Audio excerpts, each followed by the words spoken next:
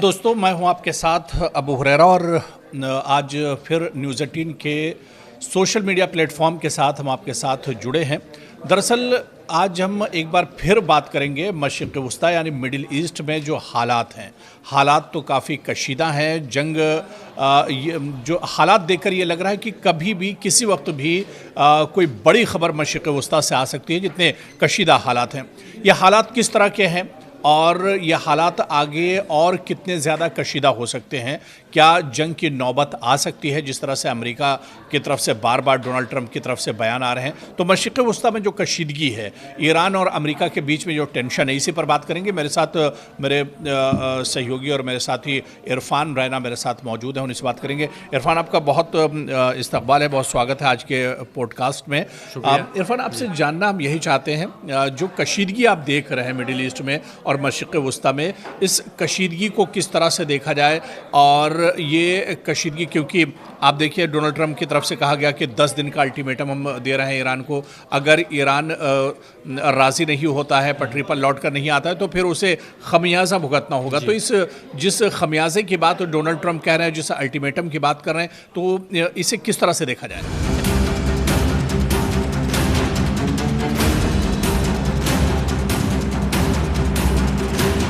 हो रहा है इस वक्त सिचुएशन जो है ना मिडिल ईस्ट के अंदर खाली ईरान और इज़राइल तक सीमित नहीं रही। अभी इस वक्त सिचुएशन ये हो गई है कि अमेरिका जो है वो इज़राइल को लेकर एक डिफेंसिव मोड में आ चुका है जी, क्योंकि तवाज़न जो था खित्ते में इस वक्त, जो पहले इज़राइल ताकतवर मुल्क था, ईरान जो था वो एक कमज़ोर मुल्क की हैसियत रखता था। अरब ममालिक जो है, क्योंकि उन्होंने अकॉर्ड कर लिया, इब्राहिम अकॉर्ड कर लिया इसके साथ में, इज़राइल के साथ में, तो उसके बाद सिचुएशन जो मिडिल ईस्ट के अंदर थी वो चेंज होगी। लेकिन जिसके बाद हमास जो था वो इंटरनली पनपता रहा, ताकतवर होता रहा, क्योंकि उन्हें पता था एक वक्त ऐसा आएगा कि उन्हें ये लड़ाई लड़नी पड़ेगी। तो जब हमास ने अटैक किया इज़राइल पर, क्योंकि इससे वक्तन फ़वक्तन जो है इज़राइल जो है लगातार जो है वो छोटी छोटी बस्तियों को उजाड़ रहा था, वहाँ पर लगातार वेस्ट बैंक के अंदर हमले करके, वेस्ट बैंक के अंदर जो कार्रवाइयाँ करके वहाँ पर जो बस्तियाँ हैं उजाड़ना और उन पर कब्ज़ा करना, वो लगातार जारी था। और गज़ा एक मतलब एक मैसूर होकर रह गया था, क्योंकि उसे बॉर्डर लाइन पे पूरा जो है उन्होंने बंद करके रख दिया था। तो वहाँ पर बहुत सारी दिक्कतें पैदा होगी, जिसके बाद हमास मजबूर हुआ इज़राइल पर हमला करने। जब हमला हुआ तो उसके बाद आप देखें सिचुएशन पूरी तरह से चेंज होगी। जो बैलेंस ऑफ पावर था वो पूरा चेंज हो गया। हमास ने प्रूव कर दिया कि इज़राइल की जो फोर्सेस हैं वो इतनी कोई बहुत बड़ी तोप नहीं है, वो इतनी बहुत बड़ी कोई ताकत नहीं है, हम कंट्रोल कर सकते हैं सिचुएशन। उसके बाद हिजबुल्लाह भी जो है वो हमास के साथ खड़ी होगी, जिसके बाद उन्होंने इज़राइल ने ईरान को टारगेट करना शुरू कर दिया, क्योंकि सबसे बड़ा थ्रेट उसके पास ईरान था। क्योंकि ईरान के पास में इस रीजन के अंदर जो इस वक्त पूरी ताकत है वो ईरान के पास में है। ईरान ने पूरे बैलेंस को चेंज कर दिया अपनी प्रॉक्सीज़ को इस्तेमाल करके, क्योंकि उसके पास में ओमान में उसके पास हुसीज़ हैं, उसके बाद में उसके पास लबनान के अंदर उसके अंदर हिजबुल्लाह है, उसके पास बहुत बड़ी ताकत है। अब इराक के अंदर जाओ तो जो लड़ाके उनकी अगर हम बात करें वो भी बहुत इंपॉर्टेंट है, क्योंकि वो पूरे रीजन को कंट्रोल करते हैं, समुद्री जितना भी एरिया है बिल्कुल, तो वो उसको कंट्रोल करते हैं। आपने पिछली जंग में भी देखा होगा, जब ये अटैक हुआ था इज़राइल के ऊपर और फिर यमन के ऊपर, जब अमेरिका ने अटैक किया था तो उसने पूरे ऑयल टैंकर्स जितने भी हैं उनको रोक दिया था।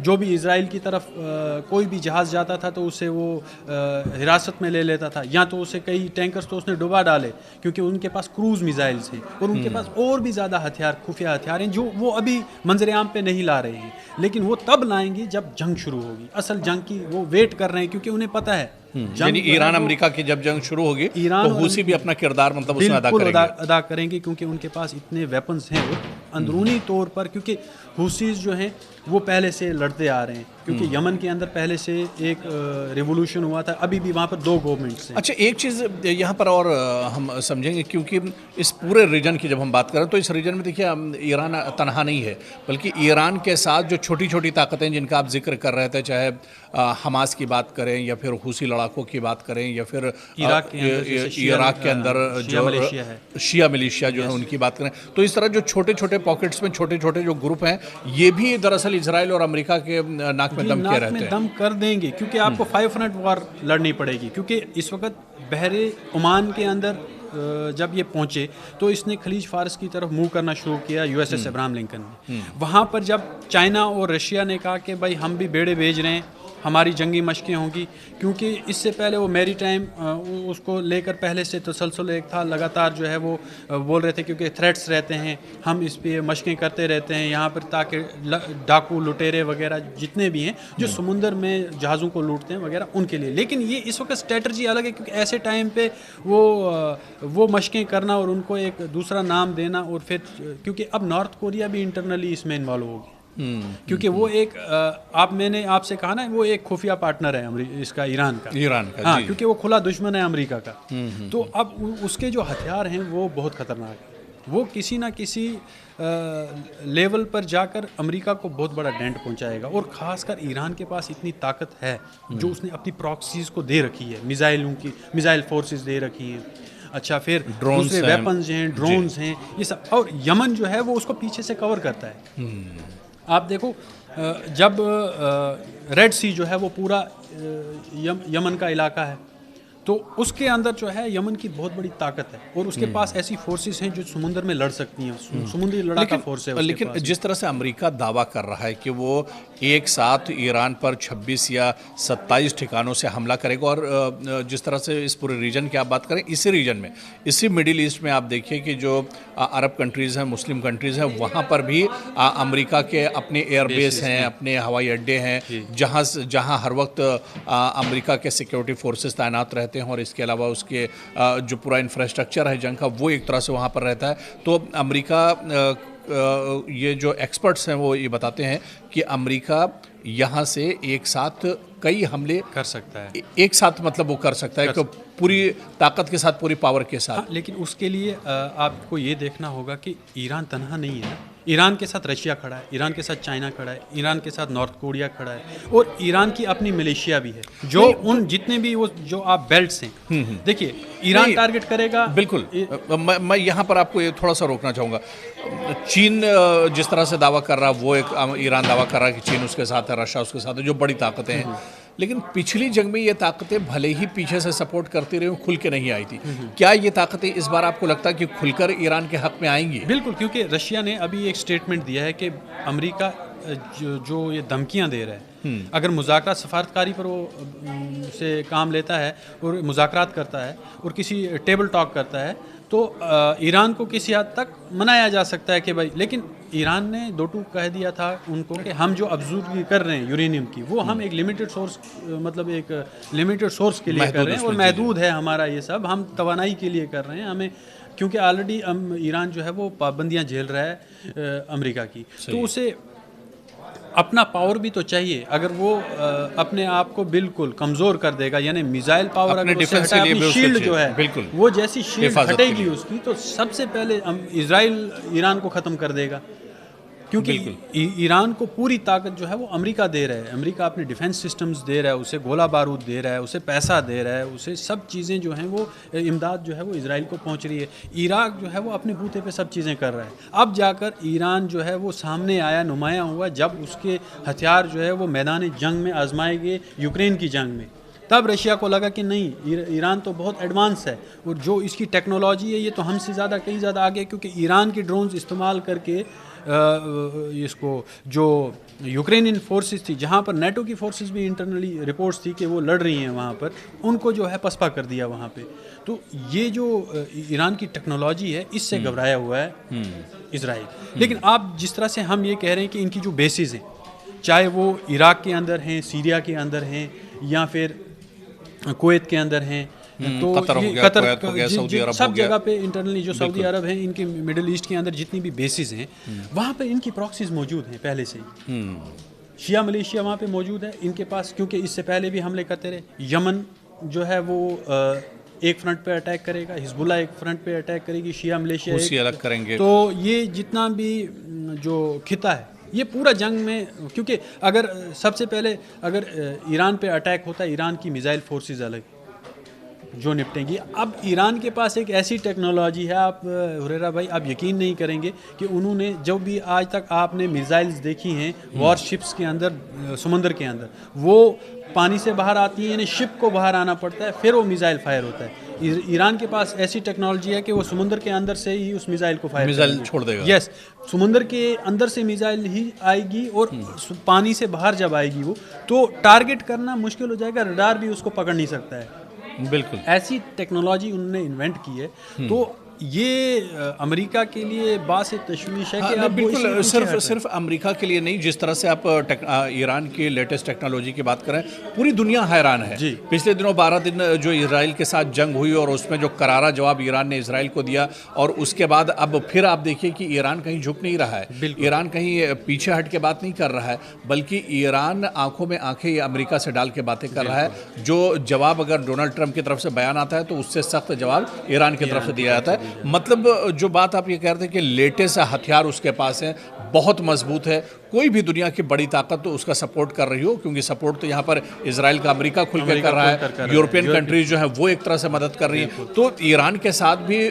जो भी ताकतें हों, लेकिन इतना ज़रूर है कि ईरान अब कमज़ोर नहीं है। नहीं, बिल्कुल भी ईरान इसलिए कमज़ोर नहीं है, एक तो उसकी अपनी खुद की ताकत है, क्योंकि उसे ऐसा है कि उसे अगर किसी से आउटसोर्स करना भी है जी, यानी अगर उसको बैकअप चाहिए तो बैकअप के लिए उसके पास इतना मटेरियल है, क्योंकि कई जगह उसने उन चीज़ों का इंडिया और इशारा दे दी है पहले ही कि मेरे पास इतने मिसाइल हैं, मैं इन इजराइल को चंद मिनटों के अंदर पूरा कब्रिस्तान तबाह कर सकता हूँ, कब्रिस्तान में बदल सकता हूँ। लेकिन वो अभी महदूद है। देखो, सबसे बड़ी बात है कि अगर ये जंग शुरू होती है, आप ये सोचें कि ये उस खिते तक महदूद नहीं रहेगी, क्योंकि ये अरब तक फैलेगी, अरब से फिर ये बाहर निकलेगी ये जंग, क्योंकि इसमें रशिया इन्वॉल्व होगा। अगर इजराइल को लगता है कि वो हार रहे हैं तो उसके पास भी न्यूक्स हैं। बिल्कुल उनकी मौजूदगी, अगर उसकी जो मौजूदगी उस खिते में ख़त्म हो रही है या उसका वजूद ख़त्म हो रहा है, तो वो इस चीज़ का इस्तेमाल करेगा। और फिर अमेरिका जो है वो अगर समुद्री जंग में हारता है तो वो इस तरह का कोई ना कोई अटैक करेगा, या तो रशिया पे करने की कोशिश करेगा वाया यूक्रेन, या फिर खुद डायरेक्ट बराह रास्त एक दूसरे से लड़ेंगे। ये अगर मतलब ये लड़ाई शुरू होती है तो लड़ाई अगर मशरिक़ वस्ता में शुरू होती है या अमेरिका ईरान पर हमला करता तो ये महदूद लड़ाई नहीं होगी, नहीं, ये बल्कि ये आलमी सतह पर एक तरह से पूरी दुनिया में इसका असर एक तरह से देखने को मिलेगा। चाहे एशिया में चीन के हवाले से हो, भारत भी मुतासिर होगा इससे, इस जंग से। बिल्कुल। किस तरह से, मतलब क्या इसका एक सिनेरियो एक ऐसा बनता है कि जब ये ताकतें आपस में लड़ रही होंगी तो भारत जो है उसको ना किसी इस वक्त किसी न किसी कंट्री के ऊपर हमें मुनसर करना पड़ता है टेक्नोलॉजी के हिसाब से। बिल्कुल। या फिर हम गैस और ऑयल या उस, क्योंकि यहाँ पर तो आपकी कीमतें बहुत उछाल पर चली जाएंगी, क्योंकि अगर आबनाए हुर्मुज़ बंद होता है तो ऑटोमेटिकली 30 से 40% जो आपका तेल जो है वो उसी रूट से गुजरता है। जैसे ही वो क्लोज होगा तो उससे कीमतें जो है वो बहुत ज़्यादा रेज हो जाएंगी, यानी कि मजबूर कर दिया जाएगा भारत को भी कि आपको चाइना के साथ में लड़ना है, क्या आप जी चाइना पर अटैक करो, क्योंकि अगर अमेरिका के खेमे में भारत जाता है तो उससे चाइना के साथ में लड़ना पड़ेगा, क्योंकि उसको एक फ्रंट खोलना पड़ेगा यहाँ पे चीन के साथ में, कि चीन एक तरफ से डिवाइड हो जाए, इसका क्या बोलते हैं इंटेंशन डिवाइड हो जाए, वो इस तरफ लड़ने की इस मूड में आ जाए ताकि वो इन्वॉल्व हो जाए यहाँ पर और हम वहाँ पर एक फ्रंट को कम कर सकें। लेकिन दूसरी तरफ ये भी देखना है हमें कि जो स्ट्रेटजिक पार्टनर्स हैं, मिलिट्री पार्टनर्स हैं, ये आपस में इन्होंने MOU साइन किए होते हैं कि अगर मुझ पे हमला तो आप पे हमला, उस पे हमला तो अगर रशिया पे हमला हो जाता है तो उसके जो चाइना है उसने कहा है कि हम खुलकर सामने आएंगे मॉस्को पर अगर हमला हुआ, क्योंकि वो एक दूसरे को आयरन हैंड्स बोलते हैं, उनकी टेक्नोलॉजी एक दूसरे के साथ में एक्सचेंज होती है, चाहे वो वेपन टेक्नोलॉजी है, चाहे वो स्टेल्थ टेक्नोलॉजी है, फिर यहाँ मिसाइल टेक्नोलॉजी है, फिर इसमें नॉर्थ कोरिया का भी एक रोल बनता है। जब इस समुद्रों में लड़ाई होती है ना तो फिर आपका समुद्र भी जो है वो महफूज नहीं रहता है। अच्छा, एक बिल्कुल आप देखिए कि जो हम लोग इलाकाई खित्ते की बात कर रहे थे वहाँ पर भी ईरान मजबूत है, जो अभी तक हमारी बातचीत हुई है, क्योंकि उसका प्रॉक्सी नेटवर्क वहाँ पर मौजूद है, ईरान वहाँ पर भी मौजूद है। इंटरनेशनल लेवल पे आप आते हैं तो वहाँ पर भी ईरान इस बार मजबूत नज़र आ रहा है, क्योंकि उसके साथ रशिया और चीन से ताकतें एक तरह से खड़ी हैं। इसके अलावा लेटेस्ट हथियार उसके पास हैं, ये पता चला पिछले दिनों जो 12 दिन की जंग हुई उसमें पता चला कि लेटेस्ट ड्रोन ईरान के पास हैं, लेटेस्ट मिसाइल हैं, जो हाइपरसोनिक जो मिसाइल होती है, जो सबसे लेटेस्ट मिसाइल है, सबसे खतरनाक, वो भी ईरान के पास है। तो कुल मिलाकर आप देखिए कि ईरान कहीं पर कमज़ोर नहीं है, ईरान हर महाज पर मजबूत है। बिल्कुल, आप देखें ना, इनके पास में रेंज आप देख लें, मैं आपको ये रेंज बता देता हूँ। शाहब 1 इसकी 300 किलोमीटर की रेंज है। ये वो वाला एरिया कवर करता है, आसपास के जितने भी छोटे मोटे वो जो हाँ। जो फतेह 110 है, इसकी 500 किलोमीटर की रेंज है, ये और दायरा कवर करती है। फिर शहाब 2 की 700 किलोमीटर है। फिर कैम है उसकी 800 किलोमीटर की, यानी शीजल की 2000 किलोमीटर की रेंज है। बैलिस्टिक मिसाइल्स हैं ये। Ballistic missile, yes. अब ये खुद सोचें आप, ये क्रूज मिसाइल्स, और फिर सोमर ये क्रूज मिसाइल है, इसकी 2500 किलोमीटर की रेंज है।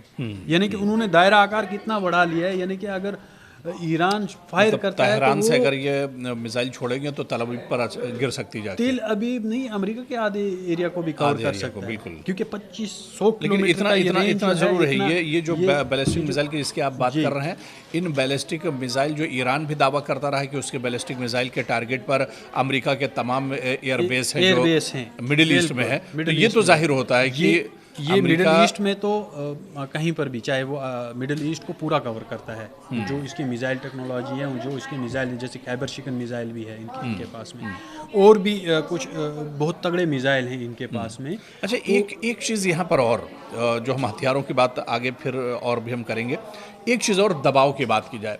आप देखिए कि अमेरिका में इंटरनली वहाँ की पब्लिक का दबाव अमेरिका के ऊपर है, जो अपोजिशन है उसका दबाव है। अब जो टैरिफ वाला मामला जो अभी सामने आया, उसका एक दबाव डोनाल्ड ट्रंप पे है। वो अपोजिशन का एक तरह से दबाव डोनाल्ड ट्रंप के ऊपर वहाँ की सरकार पर है, आवाम का दबाव लगातार है। और वहाँ का सुप्रीम कोर्ट ने अभी जो टैरिफ वाले मामले पे जो सुनवाई हो रही थी, उसमें सुप्रीम कोर्ट का जो रिमार्क है कि कितने मुल्कों से अमेरिका एक साथ दुश्मनी नहीं ले सकता है ना, या एक साथ हाँ फटकार लगाइए। तो अमेरिका पर डोनाल्ड ट्रंप पे बहुत ज़्यादा दबाव है। और दूसरी तरफ आप ईरान के सिचुएशन देखिए, ईरान के supreme leader Ayatollah Ali Khamenei पर कोई दबाव नहीं है, पूरी आवाम उनके साथ है, पासदारान इनकलाब उनके साथ है। तो ये जो एक पॉइंट है कि अमेरिका दबाव में भी है इस सिचुएशन में और ईरान दबाव में नहीं। अच्छा, आयतुल्लाह अली खामनेई साहब ने एक और बात कही है यहाँ पे। उन्होंने ये कहा है, जो आप अभी देखिए, ट्रंप एक इस वक्त आपको पता है, इस वक्त पूरी दुनिया जो है ना, उसके जो तमाम बड़े रहनुमा हैं, जो लीडर हैं, वो एक्सपोज होने के दाने पे। एप्स्टीन फाइल्स का नाम आपने सुना? एप्स्टीन फाइल्स जो सामने आई हैं ना, इसमें बहुत बड़े खुलासे हुए हैं, और उसमें ट्रंप का बराह रास्त नाम है। कई इतने बड़े रहनुमा हैं जिनके नाम है। अगर वो खुलासा होता है, वो तो अभी 1% रिलीज़ हुआ है।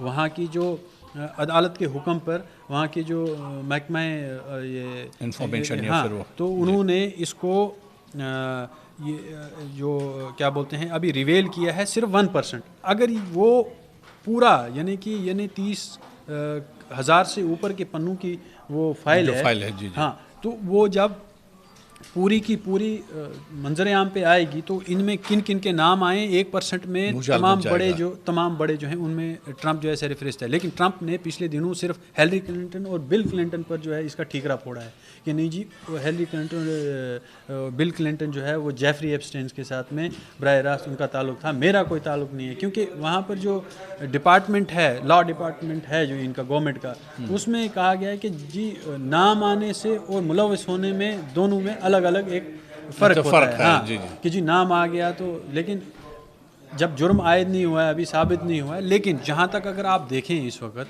अगर नाम आता है तभी, जब अब आपके ऊपर कीचड़, जब कीचड़ में कूदते हो तो तभी कीचड़ भी उछलेगा, तो आपके कपड़े भी ख़राब होंगे। तो ये जिन जिन लोगों के नाम आए हैं, ये अब इसकी पर्दादारी करने। और जेफरी एप्स्टीन की मौत जो है, वो पहले तो वो हिरासत में लिया गया था लड़कियों की जिनसी इस्तेसाल और वगैरह इस मामले में, फिर उसके ऊपर किडनैपिंग और इसकी चार्जेस भी लग गए, फिर यानी वो क्या बोलते हैं, कारोबार के मामले भी लग गए। और उसने आइलैंड एक खरीद के रखा था जहाँ पर दुनिया के सबसे अमीर तरीन शख्सियात वहाँ पर जाती थी। और ये उनके कॉन्ट्रैक्ट में था कि आप पूरे मॉनिटर किए जाओगे, जो शख्स वहाँ आएगा तो उसके तो पूरे खुलासे हैं वहाँ पर। तो अब इसको हाइड करने के लिए भी, छुपाने के लिए, हाँ, छुपाने के लिए भी, पर्दा डालने के लिए, पर्दा डालने के लिए भी इस जंग का आगाज किया जा सकता है।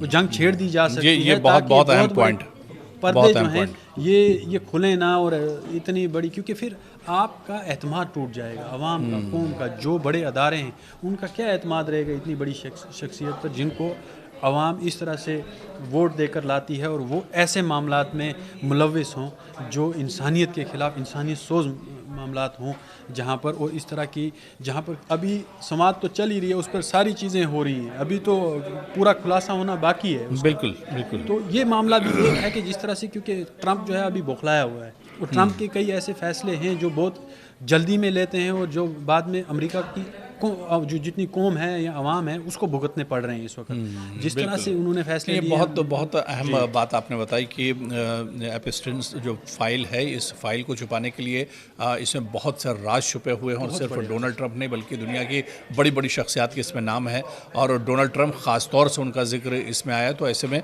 इस फाइल पर पर्दा डालने के लिए, इस फाइल को दोबारा क्लोज करने के लिए, बंद करने के लिए वो चाह रहे हैं कि एक कशीदगी बढ़ती रहे, जंग हो, हालात। मैं आपको बीच में रोकना चाहूँगा। आयतुल्लाह अली खामनाई ने एक खुतबे में उन्होंने कहा ये बात कि ट्रंप अभी खाली इस जो ये फाइल, एप्स्टाइन फाइल्स का जो ये अभी ट्रायल चला है और जिसमें 1% रिलीज़ हुआ है, ये तो अभी शुरुआत है। अभी देखो आप कितने इंकिशाफ होंगे, और इनकी जो पूरी जो एक लिबरल सोसाइटी जिसको ये कहते हैं, या सेकुलर सोसाइटी और इंसानियत के हक में बात करने वाली सोसाइटी है, ये बेनकाब होगी, और बहुत जल्द बेनकाब होगी। जिस तरह से लोग दुनिया पे जंगें थोपते हैं, जिस तरह से लोग ये वसाइलों को, जो दूसरे मुल्क के वसाइल हैं उन पर कब्ज़ा करते हैं, और जिस तरह से ये दूसरी जो कमज़ोर ममालिक हैं उन पर धौंस दबाव डालकर उनकी वहाँ की मतलब मैशियत जो है उसको कंट्रोल करते हैं। तो ये सारा जैसे वेनेजुला के साथ किया उन्होंने, जैसे वेनेजुला के साथ में हुआ, अभी ग्रीनलैंड को इन्होंने धमकी दी कि हम, क्योंकि उनके पास वसाइल हैं, ऐसे मादनियत हैं, और उसको अपने अंदर जम करने की बात कही, जिस तरह से कनाडा को धमकियां दी गई। लगातार ट्रंप इस तरह से अभी ये कर रहे हैं, लेकिन वही उन्होंने ये बात की कि ये छोटे ममालिक को टारगेट करते हैं, लेकिन इनको अभी वाह नहीं पड़ा है बड़े ममालिक से, कोई ऐसे ताकतवर मुल्क के साथ उनका जिस दिन पड़ जाएगा उस दिन अमेरिका को और बिल्कुल जिस तरह से बयानबाजी इतने दिनों से हो रही, कोई हमला नहीं हुआ और कोई टारगेट इस तरह से ईरान ने नहीं, अमेरिका ने नहीं किया, सिर्फ डोनाल्ड ट्रंप की तरफ से बयानबाजी हो रही, या इजराइल और अमेरिका के साथ बैठकें और बैठकों का दौर चल रहा है, तो इसमें कहीं ना कहीं एक डर ज़रूर छुपा हुआ है अमेरिका के अंदर और इजराइल के अंदर। शायद यही वजह है। आने वाले दिनों में क्या कुछ 10 दिन हैं अभी उन्होंने कहा है, हाँ, 10 दिन का अल्टीमेटम तो दिया ही हुआ, और उसके अलावा अमेरिका या इजराइल का कोई भरोसा भी नहीं हो सकता 10 दिन का अल्टीमेटम दिया और पहले ही कोई कार्रवाई कर दे। तो आने वाले इन 10 दिनों में क्या कुछ होता है, या ये कशीदगी। इंटेल दे दी है ईरान को कि आप तैयार रहें, क्योंकि ये आपकी जौहरी तनसीबात पर और आपकी जितनी भी बेसिस हैं, मिलिट्री बेसिस हैं, उनको ये अटैक करेगा ही करेगा, इसलिए आप पूरी तरह से तैयार रहें। आप मुज़ाकरात और इस पर ना रहिए, टाइम गेनिंग है, ये सब टाइम गेन करने की कोशिश कर रहा है, इसलिए आप तैयार रहें, कभी भी ये हमला कर सकता है। इसलिए ईरान पूरी तरह से तैयार हो गया है, और वो वेट कर रहा है कि कब, क्योंकि फर्स्ट स्ट्राइक जो है वो अमेरिका करेगा, क्योंकि ये नाकाम होने हैं, क्योंकि वो इजराइल चाहता है कि इनकी अफजूदगी बंद हो जाए यूरेनियम की, और इनका मिसाइल प्रोग्राम भी है उसको भी जो है वो बंद किया जाए, ताकि वो तो दोबारा खित्ते में फिर से बिल्कुल, यानी अब खित्ते में कशीदगी तो है ही है जिस तरह से पूरी बातचीत हुई, लेकिन अब ये हालात कहाँ तक और कशीदा होंगे, या फिर आने वाले दिनों में वाकई जो अल्टीमेटम अमेरिका ने दिया उसके मुताबिक एक तरह से हमला होता है, देखना बहुत अहम होगा। हालात अब कैसे होंगे इस पर भी हमारी नज़र रहेगी। लेकिन नाज़रीन, आपको हमारी बातचीत कैसी लगी, इस पॉडकास्ट के बारे में अपनी राय हमारे साथ ज़रूर शेयर कीजिए। आपका हमारे साथ जुड़ने के लिए बहुत बहुत शुक्रिया, और इरफान रैना जी आपका भी बहुत बहुत शुक्रिया अपना कीमती वक्त देने के लिए। बहुत बहुत शुक्रिया। आदाब। ये है न्यूज़ 18 नेटवर्क, और आप देख रहे हैं न्यूज़ 18 उर्दू। हमारी पहुंच, आपकी ताकत।